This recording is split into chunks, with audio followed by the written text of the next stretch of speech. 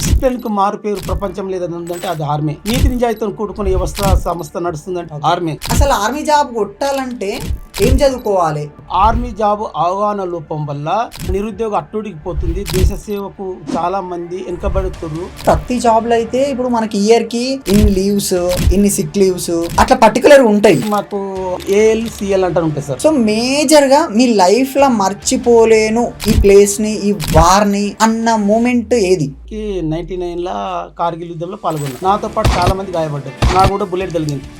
చాలా భయంకరమైన వారు. ఫస్ట్ జాబ్ వచ్చిన తర్వాత మన హైదరాబాద్ కాకుండా ఏ ప్లేస్ కి వెళ్ళి జాబ్ చేసింది సార్? పంజాబ్ నుంచి డైరెక్ట్ నాకు ఢిల్లీ పోస్టింగ్ ఇచ్చింది సార్. 3 ఫీల్డ్ సబ్ గ్రూప్ అని సిగ్నల్ కమ్యూనికేషన్ డిపార్ట్మెంట్. మీరు ఇప్పటి వరకు ఏమేమి గన్స్ యూజ్ చేసింది సార్? పిస్తోల్ కానీ, AK-47 కానీ, ఇన్సాస్ కానీ, LRS కానీ, మిషన్ గన్స్ కానీ అన్ని మేము చేయవలసి వస్తుంది. మాకు అంటే దాని వర్క్ని బట్టి బ్లాక్ షూ వేరే ఉంటాయి, పీటీ షూ వేరే ఉంటాయి, క్యాప్ వేరే ఉంటాయి. అట్లా రకరకాల డ్రెస్సులు ఇస్తే మాకు ఆనందం పట్టలేదు సార్. మా లైఫ్లో కూడా ఇలాంటి ఇక్కడ ఫ్రిడ్జ్లో ఉన్న చలి కొద్ది -డిగ్రీలు ఉంటుంది సార్. అది డిప్రెషన్ ఉండదు.